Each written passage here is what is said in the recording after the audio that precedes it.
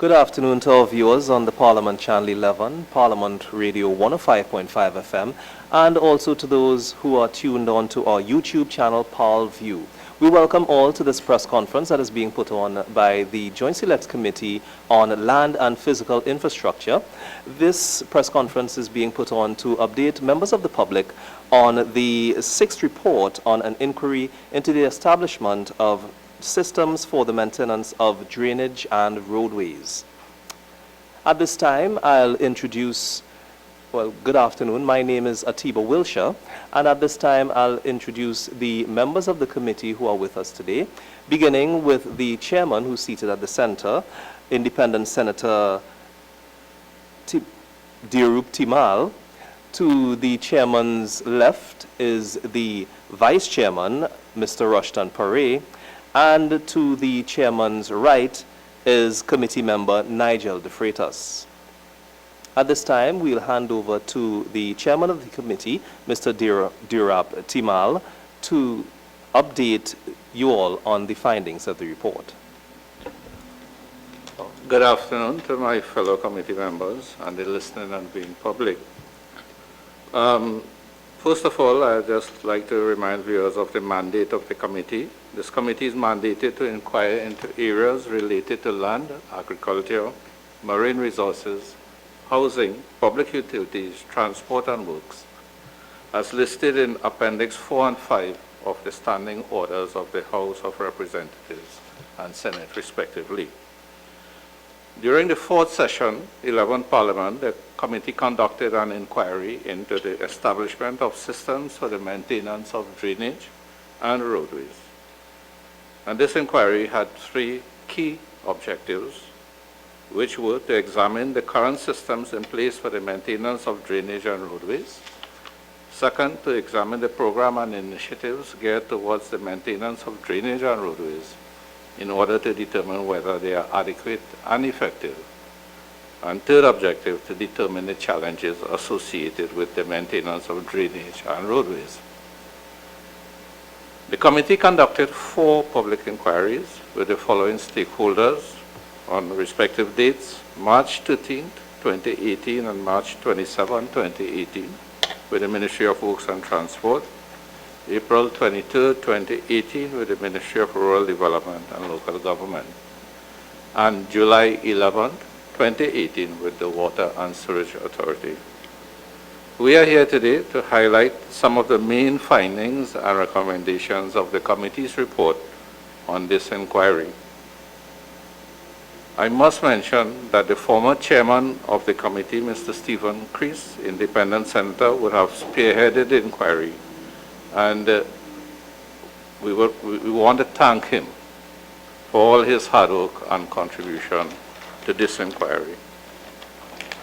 Now, based on the findings, based on the inquiry and the evidence gathered from engagement with stakeholders, the committee came up with 94 key findings. And I would just like to highlight a couple of these findings, and then my fellow committee members would also add to what I'm highlighting.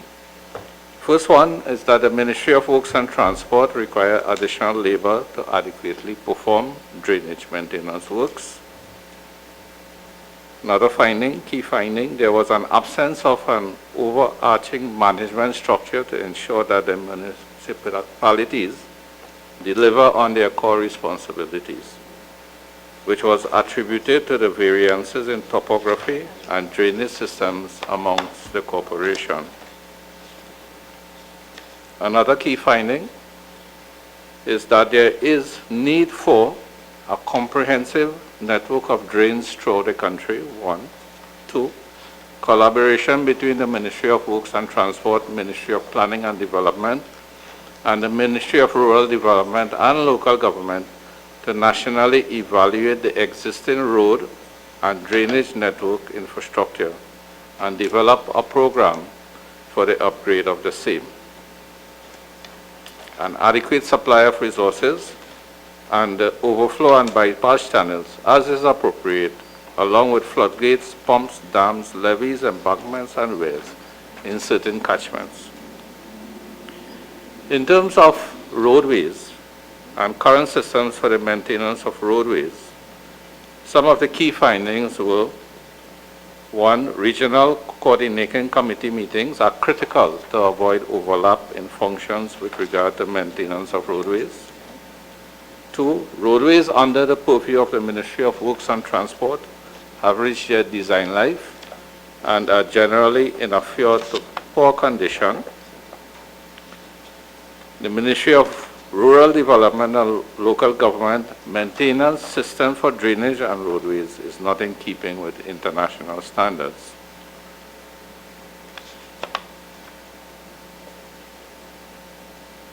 The extent to which WASA is able to aggressively pursue the replacement of H-pipes is consequential to road disruption and burst water mains. Another key finding with regards to WASA, and as I said, my fellow committee members will elaborate further, is that although WASA is not solely to blame for road disruptions, it continues to be a significant amount of road disruptions as evidenced by the leaks to its pipelines and road restoration works required by the authority.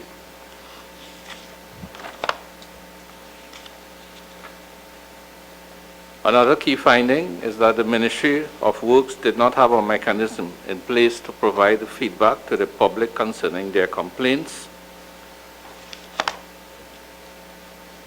and that there is a need for a well-organized strategy in terms of a national approach to sensitize the public about flood controls to minimize the effects of the intensity of rainfall. One of the main challenges is that while the Council of Corporations have at their disposal the technical expertise in the form of an engineer and the option of outsourcing the required technical expertise, many corporations are awaiting the filling of contract positions for engineers. And I would just like to highlight some of the recommendations. The committee came up with 55 recommendations. I'll just highlight a few. One, that it be mandatory for designated representatives of the various entities responsible for maintenance of drainage to attend a monthly regional coordinating, city coordinating standing committee meetings. Two, that the development of a maintenance work schedule register and database to be shared and accessed by designated officers of the Ministry of Rural Development and Local Government and the corporations for the purpose of ensuring that all corporations maintain deadlines and meet established deliverables for maintenance work on culverts. Three, that the Ministry of Works and Transport collaborate with the Ministry of Rural Development and Local Government and the Ministry of Planning and Development to establish a comprehensive network of drains throughout Trinidad and Tobago.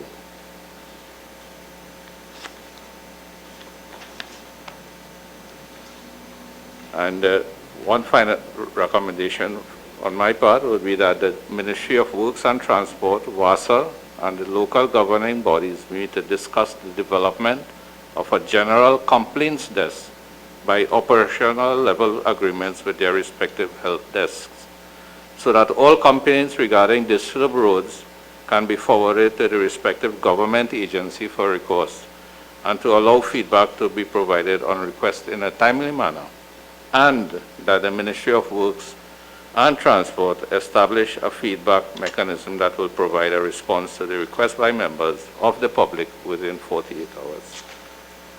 So at this point, I'd just like to hand over to our Vice Chairman, Sir Ashram Pari. Thank you very much, Mr. Chair. Good afternoon, ladies and gentlemen. Microphone. Good afternoon, ladies and gentlemen.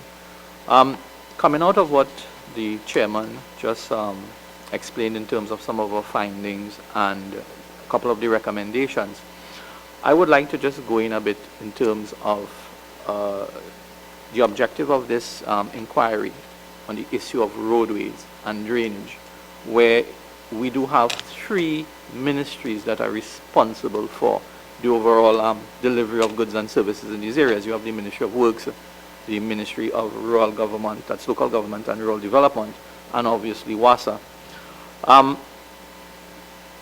to bring it all together, clearly there is a huge disconnect in terms of the coordination between all three ministries was one of the major findings that came out. And I think the perception of the public as well in understanding who is responsible for what, I think that is a challenge as well. During the investigation, you had officials from the ministry identifying, more so the Ministry of Works, identifying that the vast majority of complaints about road networks, they were not responsible for it. The vast majority of complaints were roads belonging to rural government, to local government. And there's a huge disconnect, and that is why there is an apparent delay in the resolution of who is responsible for what. Another big area that we found very, very weak was at the local coordinating level at the regional corporation. As Chairman indicated, there is a monthly meeting between all players and for some officials of these various bodies so that they can have some coordination at the end of the day. So we won't have situations where the road is resurfaced tomorrow and then 2 days after WASA comes to repair a leak. So that is one of the biggest areas that I think we would be looking forward to in terms of improvement. Another significant area was the public education in terms of drainage and the issues of flooding. Public education in terms of how disposing of garbage, disposing of bottles and so on. Both ministries indicated that it was a challenge in terms of dealing with behavior, the behavior of people in the discarding of their solid waste, and that is something that we would have had a huge recommendation in, that some emphasis be played on public education in terms of reducing the amount of solid waste that gets into the drainage system. Another key area that was discussed is the public feedback. As Chairman indicated, we have recommended that some mechanism be put in place that when there is a collection of calls from the public to fix roads, issues with collapsed drains and so on, that a register be made and feedback made in a timely manner to the citizens of Trinidad and Tobago, because that in itself, a lack of response by these agencies, is a matter that must be dealt with clearly. Another area that we have had some recommendation to is that the Ministry of Local Government collaborate with the Forestry Division to replant denudated areas immediately, because that too is increasing the amount of outflow into the drains, into the communities. So that is another area that we are going to be looking at heavily in the recommendations. We further recommended that there be continuous collaboration amongst all entities to avoid any disputes regarding overlaps of the maintenance of roads and drainways. I must also say that the Ministry of Works did adequately satisfy this committee that they are using, I would say, the best standard in terms of road designs, drainage designs as of today. What we have asked in the recommendation is that an audit be done to see if, based on changing climate patterns, based on development in terms of new communities, see if we are meeting the standards, see if the standards that we are using right now is adequate for us for the next 10, 15 years, so that if it is not, new designs for drainage and roads and so on can be the standard going forward. There was another recommendation where we had asked that the local government ministry, as the governing body for all the municipal corporations, liaise with the Ministry of Works and Transport and ensure that the standards are met, because we felt that there was no oversight to make sure that standards in terms of the road designs, the drainage design, that is being kept. So we are asking that some mechanisms be put in place to manage that. So those are a few of the key areas in terms of how the report that you will be directed to shortly will be the recommendations that we'll be taking forward in terms of what we are going to, what has already been laid in Parliament, And, we look forward to see the ministerial response on how that will be dealt with. So I'll hand back over to Chairman now. Okay, thank you very much, MP Parry, and I'd like to hand over to Mr. De Freitas. Thank you, Mr. Chairman, and good afternoon again. I am coming at this point to discuss some of the findings that the report has put forward in relation to the Water and Sewage Authority. One of the things that we looked at in terms of establishment of systems for the maintenance of drainage and roadways is the idea of the provision of water to the population. This would have come up in our inquiry as we were interviewing officials from WASA. And this would have been heard before as it was reported at that point in time, but I'll just state it again so that the public can understand exactly what is happening there, because the provision of water to the population is something that everybody talks about and is very important. And some of the findings that came out of the report was that Trinidad has a higher per capita usage of water compared to other jurisdictions. Secondary to that, almost 50% of the water WASA produces is lost due to leakage, customer wastage, and illegal connections. And so what you have coming out of that is that WASA is using its resources to produce water, and approximately half of it is its supply is unaccounted for. So this 50% of unaccounted for water is affecting the authority's ability to distribute water to most of the population. And so you would have heard that the leakages, the customer wastage, as well as illegal connections is resulting in about 50% of the water that WASA produces not reaching its destination. And there are a lot of other things that come into play when we talk about the ability of WASA to produce water and distribute that water to the population. And the Vice Chairman, Mr. Parry, would have alluded to this in his comments, whereby the collaboration with other entities between WASA and the Ministry of Works and Transport, for example, is not exactly where it should be to allow for things such as timely fixing of leaks. So this problem that we have in the country, whereby a road is fixed and then soon after WASA comes to dig up the road to fix a pipe, what is happening there is because of the age of the pipe work and the network that we have in Trinidad and Tobago, the process by which a road is fixed would cause leaks to happen soon after, and therefore WASA has no choice but to actually dig up the newly paved road to be able to fix that leak. One of the things that we recommended to be able to fix something like that is to have greater collaboration between WASA and, let's say, for example, the Ministry of Works and Transport. So much so that if the Ministry of Works and Transport has a schedule for fixing a particular road, then if WASA knew about this, they would be able to come in and, as they are digging up the road, be able to fix those aged pipes, replace them, so that when the road is repaved, then you won't have that leakage, and WASA will not then have to come after to do any fixing of leaks once that road is paved. And that's just one of the many recommendations that we've put forward to better alleviate some of the problems that we are seeing in Trinidad and Tobago in relation to the distribution of water by WASA. What I will do now is pass it off to member Jennings Smith, who came in a little after we started, to be able to discuss further recommendations as it relates to WASA specifically and the ability to produce and distribute water to the population. Thank you very much, colleague, and I say good afternoon to members of the press present here this afternoon with us. And first of all, I want to re-establish the fact that we are dealing with two ministries and one agency, which is Ministry of Works and Transport, Ministry of Rural Development, and WASA. And some of the findings that I want to refer to basically that we found that the Ministry of Works and Transport shares a collaborative relationship with WASA for repairs, work, and training standards. But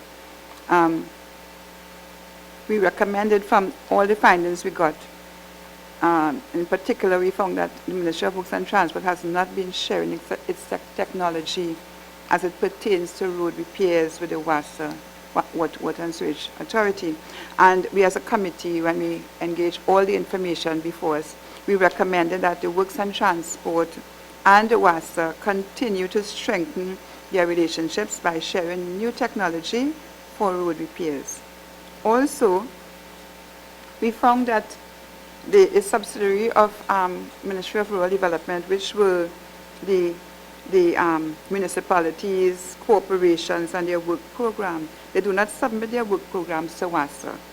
And we also found that there was need for better collaboration and communication, most importantly, between those agencies. And we recommend that the Ministry of Works and the municipal corporation share their work programs with WASA to avoid the amount of delay and digging up of roadways without a proper coordinated approach and responses, as well as simple communication pattern. And we found it was necessary for those communication patterns to be formalized. We also found that the ministry is challenged with funding to implement these certain programs. And they were not engaged in works that require the use of equipment. So we recommend as a committee that the Works and Transport pay more attention to clearing and cleaning of water courses. We have found that they have started the program, but we wanted to encourage them to engage it in a more direct way. We also found that there was a need for well-organized strategy in terms of a national approach.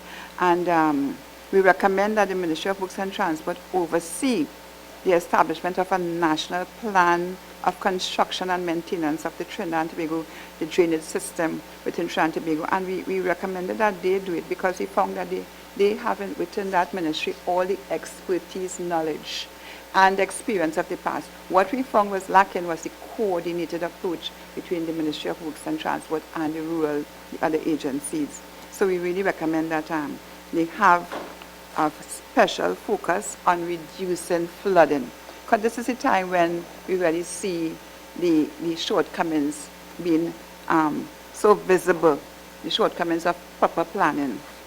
And those were some of the major issues. The committee also agreed that there was a need for granting, for a coordinated approach in granting approvals for development. And for that, we recommended that the Ministry of Works and Transport and WASA and the regional corporations meet to discuss and develop a coordinated approach for granting approvals for developments. And when I say developments, I mean private developments, where we found that one ministry was going ahead and granting approvals without the necessary approvals from the other ministry, which impacted on the various ministries because they had various different responsibilities for maintenance of different areas. So therefore, illegal developments we found contributed greatly to the erosion of the drainage reserve. And these points were brought out clearly by the Ministry of Works and Transport because, yes, they are the agency in most cases where they had to account for these things, but what they found is that a lot of illegal developments were responsible for that particular occurrence. And we recommend that the Ministry of Works and Transport, WASA, the regional corporations, and the ministry again met to discuss and develop a coordinated approach for granting approvals. And we recommend that the WASA authority assist with detecting illegal developments and notifying the Ministry of Works and Transport. I repeat, notifying the Ministry of Works and Transport so that the necessary action could be taken against those developers. And you would have seen that throughout our presentations this morning, it really hinged upon collaboration, cooperation, and regular meeting, and developing a strategic approach, a national approach, which we found to be present in the Ministry of Works and Transport. They have an approach, they have a plan, but what we saw lacking is that collaboration and coordinated approach and regular monitoring of what's happening between the three ministries as one was affecting the other. They were all doing what they were supposed to do, but what we found that greater success could be gained if they harness a different approach of coordination as far as their plans and also utilizing the expertise of the Ministry of Works and Transport to assist the Ministry of Rural Development. So basically, I want to hand over to the chairman to continue along some of our other observations this morning. I thank you. Okay, thank you very much, Ms. Glenda Jennings. At the beginning, I did say there were 94 key findings and 55 recommendations, and you have heard from myself and members of the committee just some of those findings and recommendations. So I'd like to welcome the media to this briefing and at this point to invite questions from the media. Before we begin the question and answer, I would just like to let members of the public know that a copy of this report, the sixth report of the JSC on land and physical infrastructure on an inquiry into the establishment of systems for the maintenance of drainage and roadways, is available on our website, ttparliament.org. Also, for members of the media, before you ask your question, we'd like to kindly ask that you identify yourself by name and the media house that you represent. So the floor is open to the media. Leah Sorayas, Express Newspapers.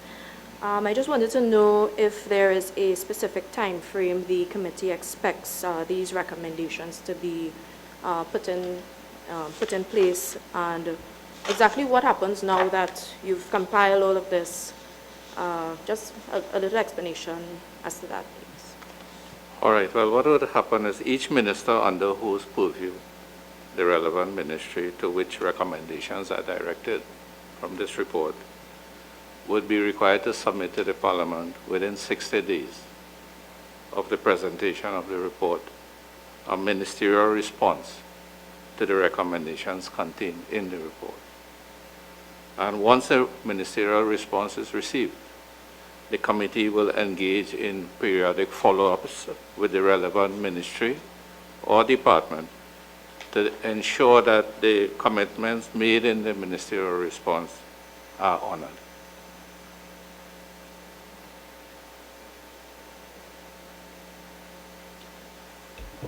Hi, good day, Shane Superville from the Newsday newspaper. Earlier, Mr. De Freitas was speaking about wastage on the part of illegal connections and so on. The solutions put forward sound to me more like long-term solutions. I don't know if you will be able to tell us if anything is being done in the short term or the meantime. One of the recommendations that we've put forward in relation to dealing with the issue of the provision of water to the population, we did recommend or support the recommendation that came out of the inquiry in relation to metering. Now, two things happen once you introduce metering to the situation that we have in Trinidad and Tobago in relation to water. The first thing is that the authority, the Water and Sewage Authority, will now have a better understanding exactly how that water usage is taking place. So we do know that there's a higher per capita usage of water compared to other jurisdictions. But once metering is put in place, the population then gets to understand exactly as per household how much water they are using, and they're able to, by that measurement, monitor in the same way that you would see individuals could monitor their usage of electricity, because that is being measured by a meter as it is in Trinidad and Tobago now.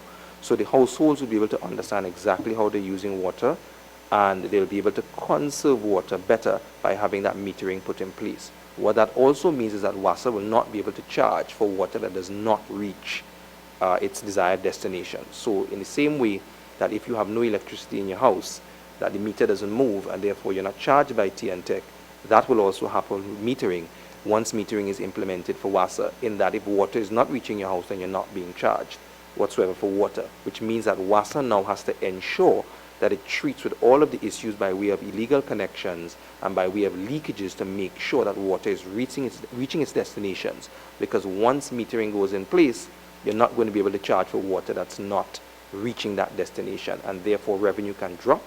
But once they put things in place to fix these issues, then you should see a better ability for WASA to gain its revenue once it also collects its debts in terms of outstanding payments for those who are receiving water and not paying.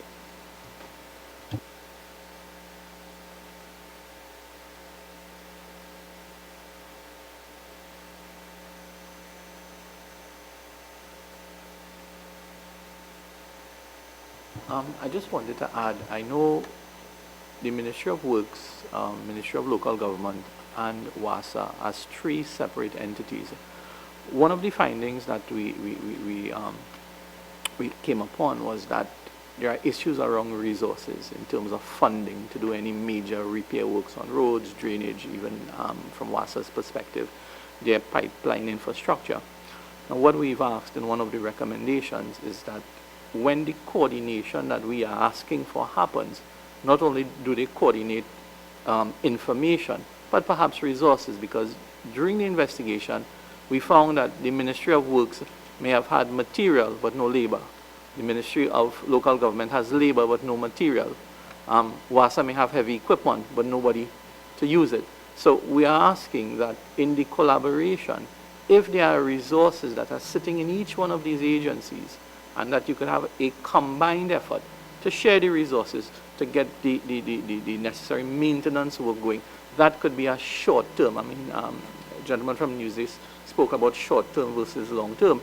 We saw that that was one of the immediate things that can happen right away. It doesn't need additional funding. It doesn't need legislation. What it needs is coordination and an understanding that as taxpayers' money, whichever ministry it sits in, some collaboration can happen, and we can start getting some of the work done in these times of low funding at the governmental level. So that's something that I think we are going to look very closely at to see if that recommendation is heeded by the various ministries going forward. I think also just to the short term is that one of the recommendations that was mentioned is a coordinated help desk, a complaints help desk coordinated by the respective ministries, so that the sharing of information amongst the different ministries is done. I think the recommendation to say it's done within a question of 48 hours, which includes a response to the public that is making the complaint or signifying a problem in the disruption of roads and water. So that with that coordinated effort, I think short-term improvements would be there.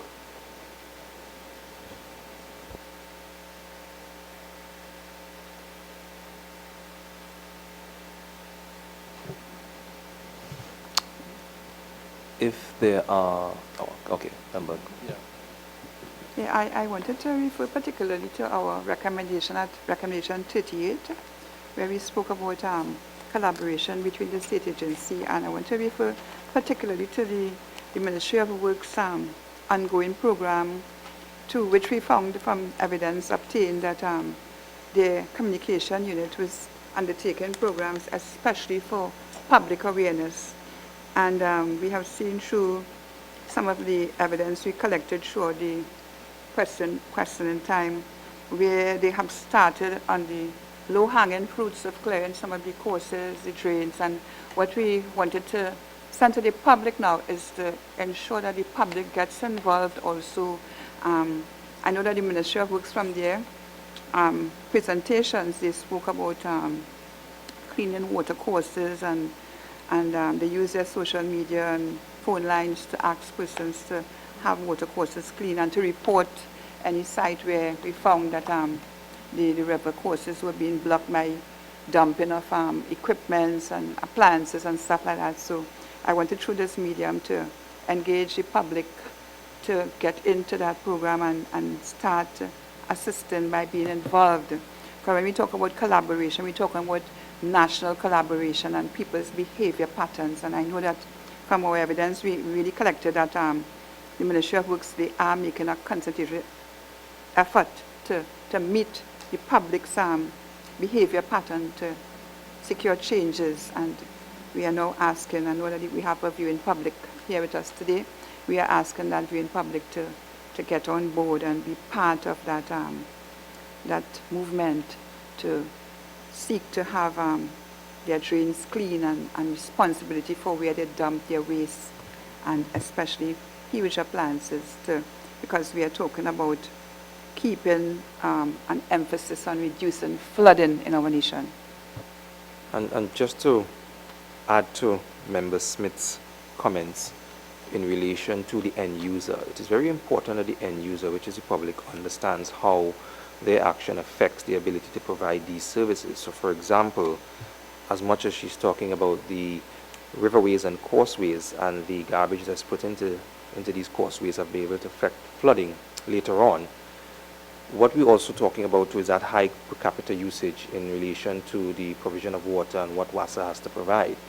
A public awareness program being put forward would allow the public to understand that if they conserve water, especially in situations that we've heard now in relation to the dry season, if you have that public awareness program, then people understand that if you try to conserve as much water as possible, then what you end up having is that per capita usage being reduced. And as long as WASA continues to reduce the leakages in the system and deal with that illegal connection, then you will see more of that water reaching to the end user and therefore benefiting the entire population.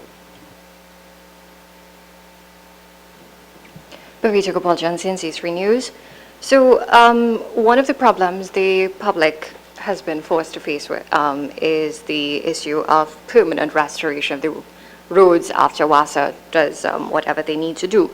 I'm seeing here that you all recommended that there needs to be that the funds allocated to WASA in order to perform these restoration works is not sufficient, and you all are recommending that it be increased. I mean, we know what's going on in the economy. If this is not the case, if they aren't able to, increase the funds, then what? Well, one of the things that is happening with WASA when we had the inquiries, when they do repair works to pipes, new leaks are springing up and therefore the workload is increasing. So therefore they may not be able to fully complete the works that they've been doing in terms of fixing back a road before they have to go to a new leak. This is why you would see throughout the report there's a strong line towards collaborative effort. So I think it was Member Jennings-Smith and both Member Perret who indicated that although WASA may not have the complete amount of resources by way of labor or by way of funding, the Ministry of Works may have the funding but not the labor. And therefore that collaborative approach between the entities ensures that you have all of the resources by way of money, by way of equipment, and by way of funding between the three of them to be able to complete the necessary works. It just means that WASA has to let the Ministry of Works and Transport know, as well as the Ministry of Rural Development and Local Government, so that when they go to do this work, they go to do it together.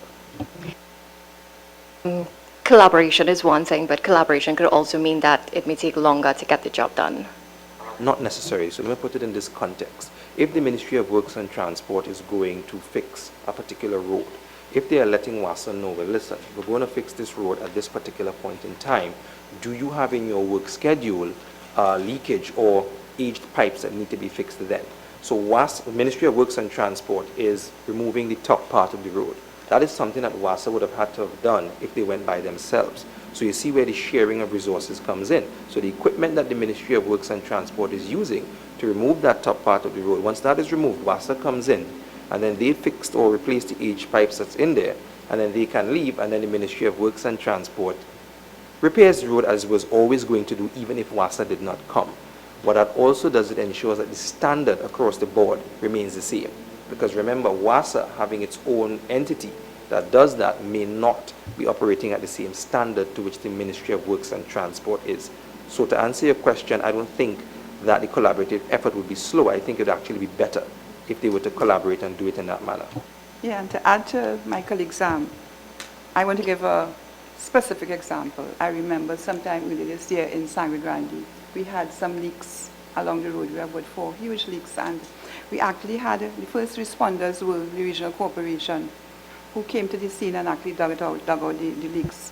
And the second responder was in fact WASA, who came and did the repair to the work with respect to the pipe leaking. And they also brought along some other materials which they would have had in store.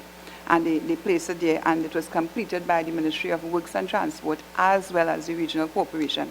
All of that took place within the space of 2 hours in one morning. And I take this opportunity to compliment all the 3 agencies, because I saw there what we speak, action. And when you see it action, you realize that yes, it can happen. It is a reality. It can happen. It can be done successfully when we have proper collaboration and coordination, communication also.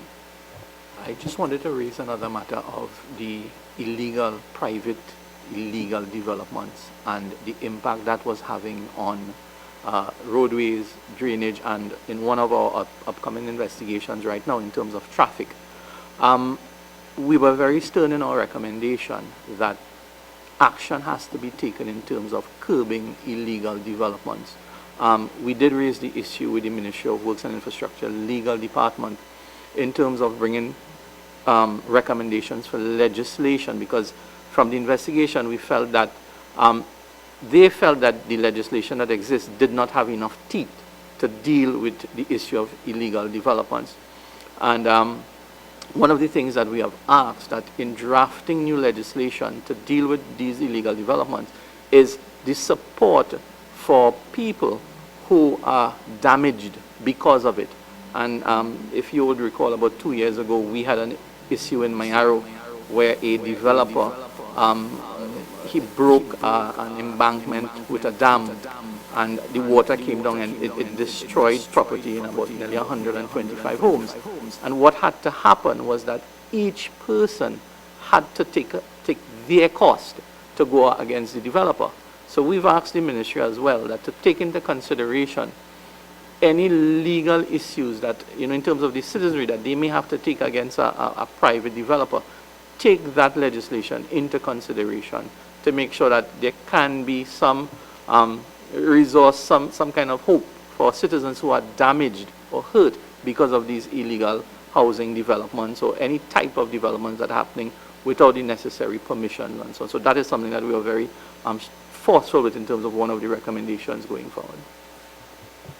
That brings us to the end of this question and answer segment, and also to the end of this press conference that was put on by the Joint Select Committee on Land and Physical Infrastructure, where we discussed the committee's 6th report on an inquiry into the establishment of systems for the maintenance of drainage and roadways. We'd like to say thank you, first of all, to our committee, members of the media, and also to the listening public who tuned in to our Parliament Channel 11, Parliament Radio 105.5 FM, and also on our YouTube channel, ParlView.